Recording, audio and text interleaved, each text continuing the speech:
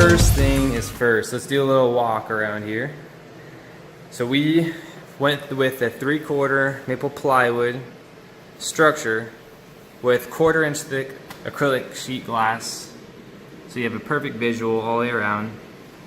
Now, again, I said this is a prototype. Maybe I would do a 3/4 MDF. That would absorb a lot more sound and a lot more noise. But this still works fine. So I guess I could start where I'm at here. The concept was to make this mobile. Whether I was throwing this into the back of a vehicle and going to a mobile site for training or whatever else, or the fact that I could just simply pick this up, put them on a table or a cart like that, and I can move it from garage to garage wherever I needed.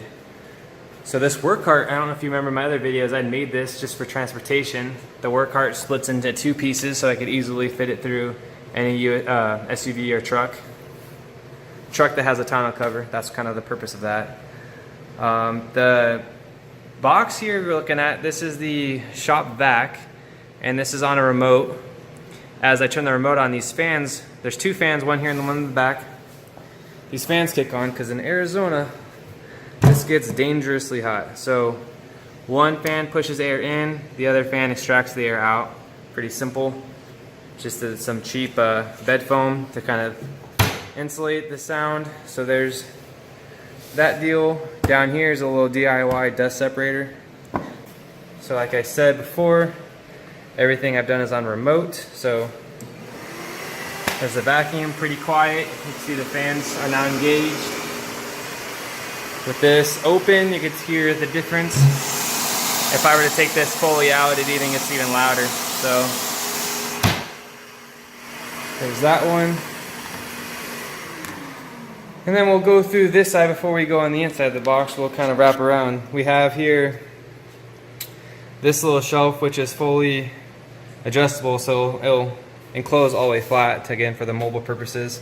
But this is just for the laptop. And then we have my spaghetti mess of wires. So the prototype, I just used a basic power strip. The next box I'm building for my new CNC that's coming in, I'm gonna have a power strip that's 24 inches. It's gonna stem across this entire strip, and it's gonna have pre-built USBs in it. So this will look very clean. But again, I have this on a remote. And my background is running CNC machines, so I know the importance of a quick e-stop.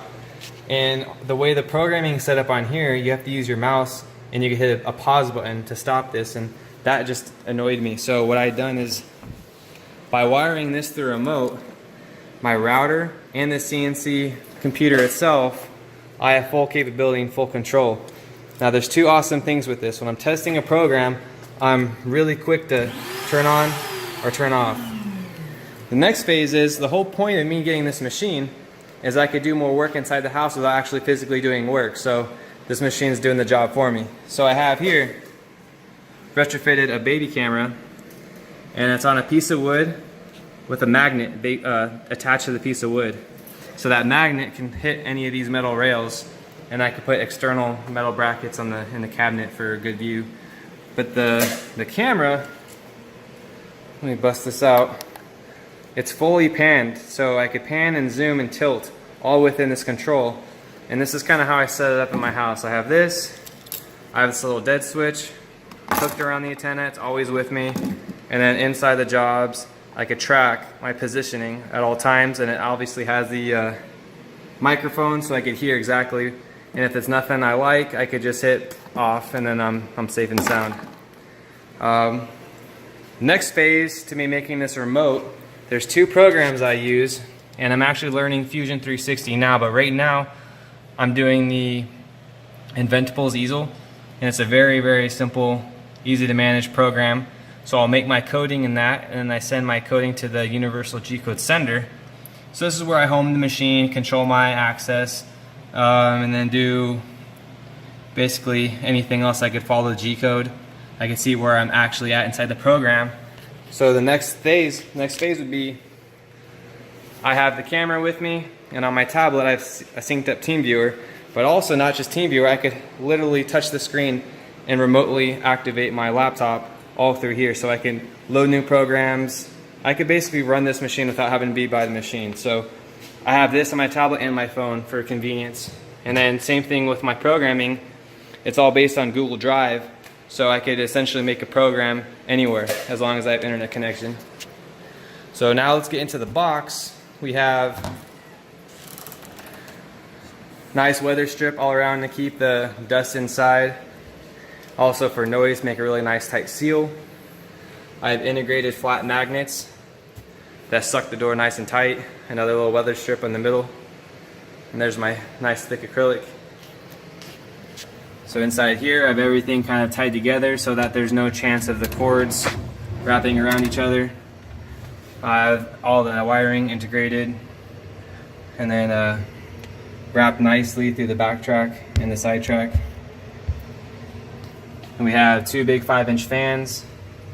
So those fans are blowing constantly on the PC on the back. And then in here we have the shop vac, which is braced from the ceiling. So that way anywhere in the cabinet I'm not stressing on my motor. Now this is the prototype. There's a better version I want to make because right now I'm limited on clearance. So I could only use, instead of having 15 inches of workspace, I probably killed at least 5 inches just by having this. So I'll have to readjust it, but for the work I've done, I've been able to stay on this side of the board. So talking about this little guy, there's another video I'm going to link to, kind of shout out for where I got the idea. Just kind of modified it, made it my own little version. But this router, there's your intake and you have an exhaust. I'm capturing a lot of the exhaust and I put interior channels, and these channels go through these lock lines, and these lock lines blow air just on the bit. And what that does is, as you're doing your deep passes and holes, you're extracting the dust up out of the cutting area. And then my shop vacs, these little big long nozzles, they basically suck all that dust up. So I'm blowing this way and I'm sucking, so keep the cabinet nice and clean. Then I have this little third nozzle on the back, and that's just due to my setup. I had to use a Y fitting, and this is a little extra one. So I always start from the back and then cut this way. So this guy just hits any residual stuff that was able to get blown past. So it's worked out pretty cool. The lock line stuff I use at work on our CNC, so that's where I got the idea from. I'll link in the description of how I built this, of all the stuff that I bought on Amazon. Everything's readily available, even at Lowe's, and then again like Amazon or eBay. But we'll kind of keep walking around here. So the very back of the machine, see this weird little box.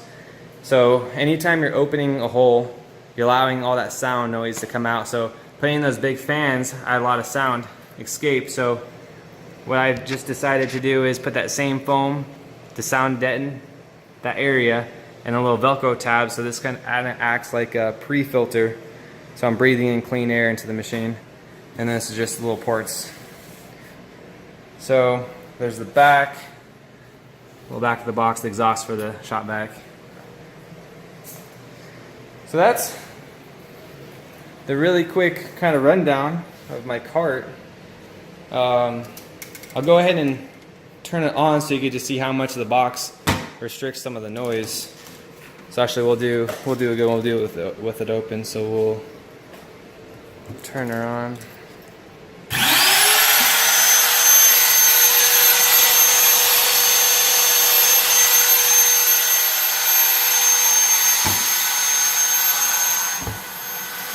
So it's much better. I'm gonna do a different series breaking down how I made this, how I set this up, how I'm running my programs, how I'm designing my cutting tools that I'm using. And then I'm gonna go through the whole 9 yards. So you guys, please follow that if you're interested in anything I've shown you. From here though, try to make this video as short as possible. I'm dying in my garage. It's kind of another reason why I can hide in the AC and design all this stuff and not have to be out here miserable. This is going to be a multiple series. I'll break down all the elements, and then again I bought another CNC, so that will come in. So I might do a walkthrough how you build it, because these CNCs come in a whole bunch of small pieces, so you have to assemble it and build it yourself. So I'll go ahead and go through all that.